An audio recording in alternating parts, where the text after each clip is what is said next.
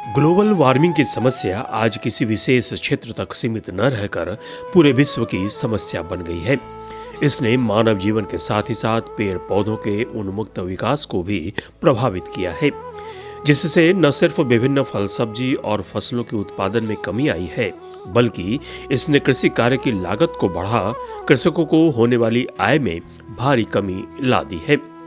ऐसे में यह आवश्यक था कि ग्लोबल वार्मिंग से मानव जीवन पर पड़ने वाले प्रभाव को ही कम न किया जाए, बल्कि ग्लोबल वार्मिंग से कृषि कार्य को हो रहे नुकसान से बचा कृषकों की ही नहीं बल्कि पूरी मानवता की सेवा की जाए। और ऐसा ही कुछ किया है। बिहार सरकार के मुखिया नीतीश कुमार ने अपनी दूरदर्शी सोच का परिचय देते हुए वर्ष 2019 में बिहार के 8 जिलों से जल जीवन हरियाली अभियान के तहत जलवायु अनुकूल कृषि कार्यक्रम की शुरुआत की,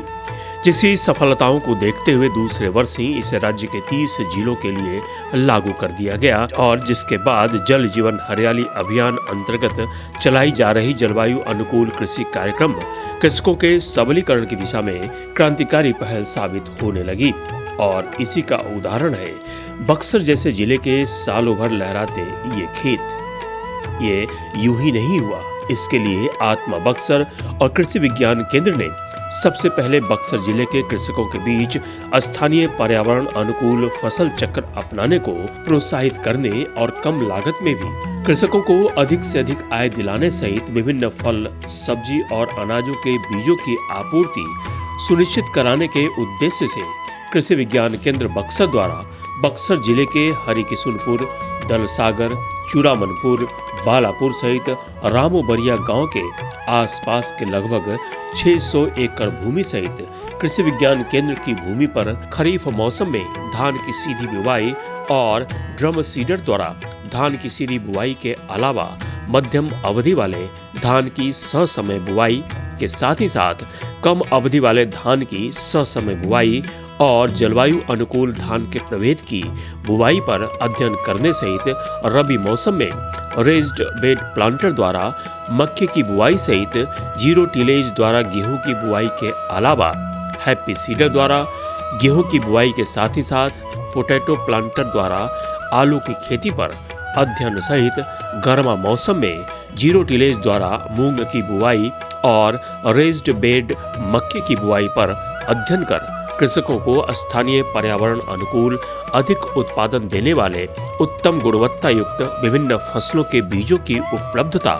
सुनिश्चित कराने के प्रयास में जुटा है। आइए कृषि विज्ञान केंद्र बक्सर द्वारा जिले में जलवायु अनुकूल कृषि कार्यक्रम को बढ़ावा देने के लिए किए जा रहे कार्यों और इससे आ रहे बदलाव पर जानते हैं क्या कहना है कृषि विज्ञान केंद्र बक्सर के CCPI विषय वस्तु विशेषज्ञ राम कुमार का। आइए सुनते हैं। कृषि विज्ञान केंद्र बक्सर में स्वागत है। यह कृषि विज्ञान केंद्र भारतीय कृषि अनुसंधान परिषद का पूर्वी अनुसंधान परिसर पटना के द्वारा संचालित है और बक्सर में कृषि विज्ञान केंद्र में जलवायु अनुकूल कृषि कार्यक्रम चलाया जा रहा है। और इस कृषि कार्यक्रम जो कि एक बिहार सरकार का बहुत ही मेगा प्रोजेक्ट है, जिससे कि हम लोग जलवायु परिवर्तन के खेती पर होने वाले प्रभाव को कम करने के लिए किया जा रहा है, क्योंकि जलवायु परिवर्तन एक बहुत बड़ी भौगोलिक समस्या है और इसे निजात पाना बहुत मुश्किल है। लेकिन उसके प्रभाव को खेती में हम लोग कैसे कम कर सकते हैं, उसके लिए हम लोग मुख्य रूप से इसके अंतर्गत जो कृषि कार्यक्रम है वो हम 8 बिंदुओं पे काम करते हैं, जिसमें सबसे पहले हम लोग जलवायु अनुकूल फसल चक्र का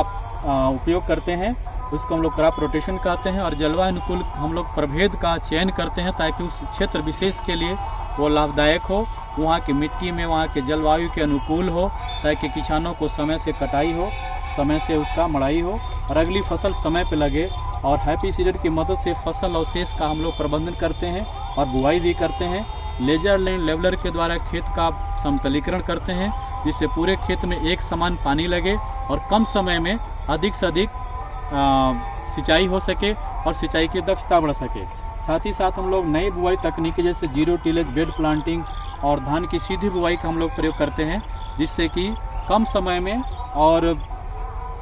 जल्दी से कम समय में और कम जोखिम में हम इसकी बुआई कर सकें, क्योंकि बुआई में जो लेबर का खर्च है वो बहुत अधिक आता है। और पोषक तत्व प्रबंधन के लिए हम लोग ग्रीन शीकर का उपयोग करते हैं और फसल अवशेष का खेत में ही हम लोग उपयोग कर देते हैं, जिससे कि उसमें हरी खाद बन जाए और हम लोग प्राकृतिक खेती की तरफ हम लोग बढ़ सकें और जैविक खेती की तरफ बढ़ सकें। और किसानों का प्रशिक्षण भी इसमें दिया जाता है, जिससे कि किसान आकर के देख सकें, सीख सकें, समझ सकें और उसे अपने खेत पर लागू कर सकें, क्योंकि किसान जो देखता है वो ज़्यादा अच्छा से समझ में आता है और ज़्यादा से बढ़िया से उसको अपनाता है। जलवायु अनुकूल कृषि कार्यक्रम के अंतर्गत भ्रमण कार्यक्रम में दूसरे जिलों के साथ साथ आत्मा बक्सर की ओर से प्रत्येक पंचायत एवं प्रखंड से प्रत्येक ऋतु में किसानों का यहाँ भ्रमण भी कराया जाता है, ताकि यहाँ के स्थानीय किसान कृषि विज्ञान केंद्र बक्सर में लंबी अवधि के लिए फसल प्रणाली सिस्टम जो यहाँ पर लगा हुआ है, जो प्रयोग हो रहे हैं प्रक्षेत्र पर, उसको देखें और उसको समझें और साथ ही साथ इसकी अच्छाइयों को अपनाएं और उसकी कमियों को, जो अपने यहाँ जो उनकी कमियाँ उसको दूर कर सकें। इसके लिए आत्मा की ओर से लगातार हर सीजन में किसानों का परिभ्रमण यहाँ पे कराया जाता है, जो प्रत्येक पंचायत से आते हैं और यहाँ पे भ्रमण करके किसान उसका लाभ लेते हैं। धान की फसल में बालियों के निकलते समय एक बीमारी लगती है, जिसे हम लोग अंग्रेजी में फॉल्स स्टिग्मेट कहते हैं या हिंदी में आभासी कंठ कहते हैं। ये धान की बालियाँ जैसे ही निकलती हैं उस समय ये दाने की जगह पे एक रिंग जैसा बनता है और उस रिंग में ये आपके नीले बैगनी रंग के पाउडर भर जाता है, जिसे आप हाथ से अगर जो पकड़ेंगे तो हाथ पे पाउडर लग जाता है और ये चलते समय कपड़े पर भी लग जाता है। यह एक फफूंद से होने वाली बीमारी है, जो दानों में, बालियों में दानों की जगह पर ये फफूंद बढ़ जाता है। पहले बीमारी बहुत कम होती थी, लेकिन अब बहुत अधिक हो रही है ये बीमारी। तो इससे बचाने के लिए, एक फफूंद जनित बीमारी है, इससे बचाने के लिए फफूंदनाशी दवा का हम लोग प्रयोग करते हैं। तो उसके लिए हम लोग फ्लोपाइराम और एजॉक्सिस्ट्रोबिन या प्रोपिकोनाजोल का इस्तेमाल हम लोग इसमें करते हैं। और किसान भाई जिनको भी ये समस्या है, तो फ्लावरिंग जब 50% फूल आ जाए उसी समय इसका स्प्रे किया जाता है। खेत में जब ये दिखाई देने लगे उस समय स्प्रे करने से कोई फ़ायदा नहीं होता है, क्योंकि ये फफूंद ऑलरेडी निकल चुका है। और इस तरह से जो पाउडर जो दिख रहा है, इसमें लाखों की संख्या में फफूंद के बीजाणु रहते हैं, जो बीमारी फैलाने में कारगर सिद्ध होते हैं। इसलिए इसका नियंत्रण जब भी फूल आता है, 50% फूल आ जाए, उसी समय इस दवा का प्रयोग हम लोगों को करना चाहिए। बक्सर जिले की बात की जाए तो यहाँ के अधिकांश किसान लघु, छोटे और सीमांत हैं। ऐसे में जलवायु अनुकूल कृषि कार्यक्रम बक्सर जिले के कृषकों के सबलीकरण की दिशा में मील का पत्थर साबित हो रहा है। कृषि विज्ञान केंद्र और आत्मा बक्सर द्वारा यहाँ किए जा रहे कार्यों की बात करें तो कृषि कार्य में ग्लोबल वार्मिंग के प्रभाव को कम करने और जलवायु अनुकूल कृषि कार्यक्रम को बढ़ावा देने के लिए किए जा रहे कार्यों के अंतर्गत सबसे पहले कृषकों के समूह बना, इन्हें परिभ्रमण और प्रशिक्षण सहित स्थानीय पर्यावरण अनुकूल बीजों की उपलब्धता सुनिश्चित करा, आधुनिक और नवीन तकनीकों के प्रयोग द्वारा विभिन्न तरह के बीजों को इनकी खेती पर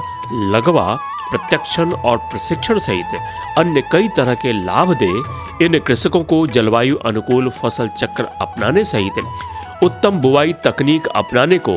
प्रेरित करने के साथ ही साथ पोषक तत्व प्रबंधन की तकनीक की जानकारी उपलब्ध करवा, विभिन्न फसलों के उत्पादन और उत्पादकता को बढ़ा,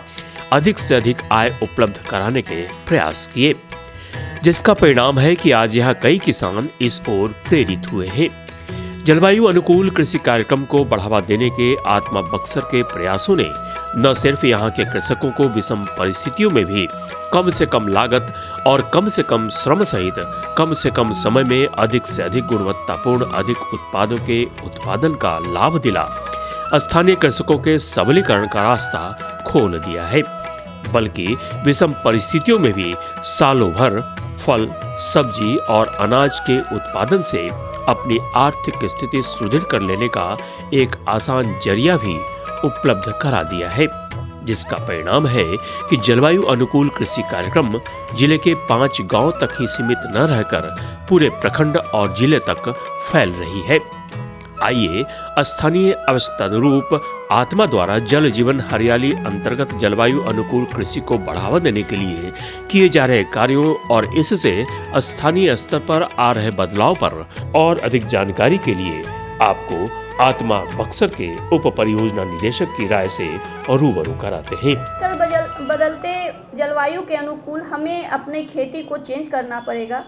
और जलवायु अनुकूल खेती को अपनाना होगा। जैसे हम लोग देख रहे हैं कि खरीफ मौसम में लेट से वर्षा हो रही है, तो रबी मौसम में पहले बारिश हो जा रही है, तो इसके अनुसार से हमें